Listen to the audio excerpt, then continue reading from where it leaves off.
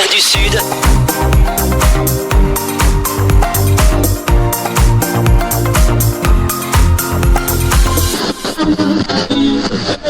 L'invité du jour. Le rendez-vous de Radio Cool Direct. Allez, je suis avec Nicolas Lacombe, le maire de Nérac. Nicolas, il va y avoir les élections des sénatoriales. Tu étais parti pour te présenter et puis tu as fait marche arrière. Qu'est-ce qui s'est passé ? Alors effectivement, au printemps 2022, j'avais décidé d'être candidat aux élections sénatoriales. Je m'en étais entretenu avec Michel Massé, qui était lui déjà potentiellement candidat, et nous avions décidé de faire un ticket commun qui représenterait la majorité départementale. Nous avions constitué notre équipe avec Béatrice Lavitte, qui est suppléante de Michel Massé, et Daniel Delias, qui avait accepté d'être ma suppléante.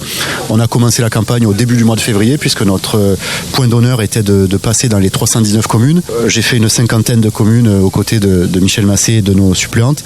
Et plus je rencontrais de maires, plus je me suis aperçu que finalement le mandat de maire était celui pour lequel j'avais le plus d'attachement, et la perspective de devoir quitter la mairie en cas d'élection au Sénat m'est apparue pas la meilleure, et donc j'ai souhaité pouvoir continuer à exercer mes 2 mandats locaux de maire de Nérac et de premier vice-président du conseil départemental. Parce qu'on rappelle, le cumul est interdit maintenant, c'est ça ? Effectivement, à l'époque où Pierre Camani était sénateur et président du conseil général, à l'époque, j'étais son suppléant. On pouvait cumuler effectivement un mandat de parlementaire, un mandat exécutif local. Aujourd'hui, ça n'est plus possible. Alors je le savais quand je me suis déclaré candidat, mais c'est vrai qu'à l'épreuve de la campagne, je me suis rendu compte que j'avais une forte priorité pour mes 2 mandats locaux, mes 2 mandats exécutifs, et donc j'ai préféré faire le choix, tant qu'il était encore temps, de renoncer à cette campagne sénatoriale. C'est-à-dire que les habitants te disaient non, c'est ça a joué un peu, ça, ou pas ?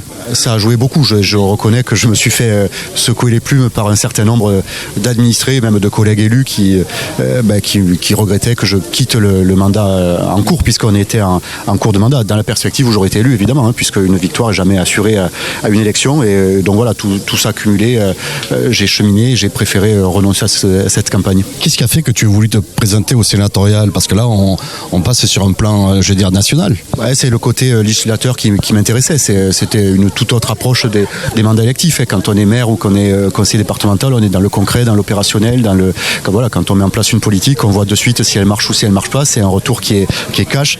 Là, c'était un autre niveau, avec un travail plus de réflexion, de travail de réalisation, d'accompagnement de la loi. C'était passer à une autre forme d'engagement politique, mais je regrette profondément que ce mandat de parlementaire ne soit plus cumulable avec un mandat exécutif local, puisque on se retrouve aujourd'hui avec un certain nombre de parlementaires totalement hors sol, parce qu'ils n'ont pas justement cet ancrage local avec un mandat exécutif local. Ça veut dire que dans les années à venir, peut-être il y aura... Tu sais pas encore ? On verra, sincèrement. Il reste 3 ans de mandat municipal.